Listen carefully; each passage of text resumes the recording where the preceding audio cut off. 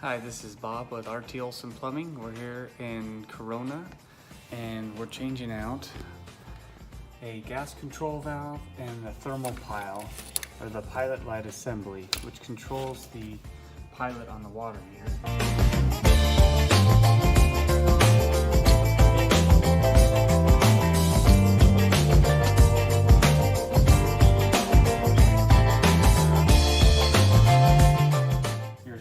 Parts. Here's the gas control valve.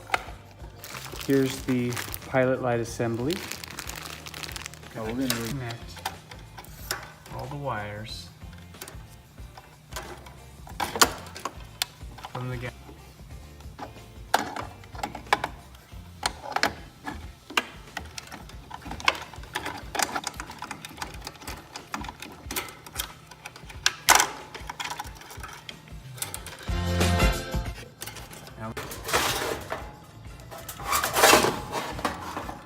Now we've completely removed the burner. This right here is your thermal pile. Here's the thermocouple link, the gas supply tube, and then your igniter to light your pilot. So we're going to go ahead and remove and replace with the new kit, and then put the burner back. Pilot light assembly is installed. So next we need to remove and install the gas control valve. Now this particular one doesn't have a thermostat on the back. It has a quick release, and the kit comes with this tool here from Honeywell. And by the way, this is a Bradford White water heater, Echo Defender. Okay, built in 2008, so we got 10 years on this thing, and now the parts need to replace. But you simply take the tools, and there's two prongs in the back, and this will release the tool, release the prongs, and then you can slide the control valve up. So, and you see it just slides right off there. That's the thermostat. Keeps the temperature of the tank. So, okay, we don't want to over tighten, just enough.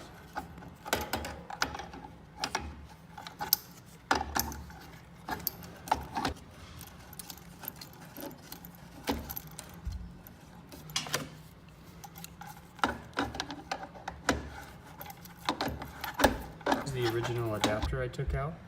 I put Teflon tape, about 4 rolls, and then some plumber's dope to seal the threads. We're going to screw this in. Now this is all aluminum, so we don't want to crack it. So basically, hand tight, and then we're just going to put a couple turns on it here.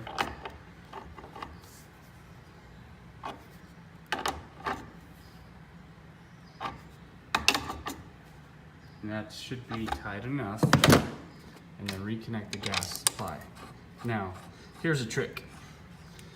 In order to light the pilot light assembly, you're gonna have to bleed the gas line out. So, if you turn the gas on, you can hear it. As soon as you smell gas, finish tightening it up, and now the gas has bled the air out up to this point. So it just lights the pilot down here faster. When you're tightening up the gas supply line, make sure you back it up with another wrench, because we don't want this to turn anymore. So we back it up, and then we tighten it up, and that should be a good seal there. Again, the gas is already on, so now we can relight the pilot. So how we do that, here is A, B, and C setting, right? We want to set it to B, that's your normal heat. So what we want to do, set it to pilot. You hold the button down, which is supplying gas to the small pilot tube, which is this tube right here, going down to the pilot.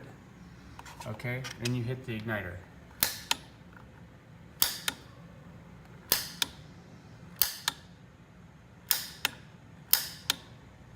Which should light the pilot. Oh, there it goes. Okay, you can't see it because of how this water heater was installed, but let me flip my phone around so we can see the pilot lit.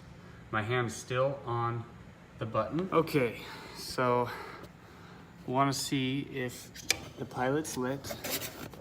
Again, the water heater is installed too close to the wall.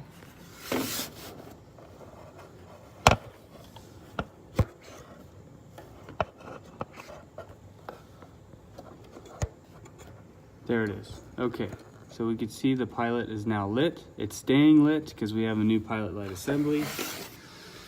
So now we're gonna go ahead and turn the setting up to B, and you should hear it ignite. So now it's supplying gas through the main gas supply, and we should have a nice glowing burner in there. And that's it. So we've replaced the gas control valve, the pilot light assembly. You could easily do it yourself by watching the video.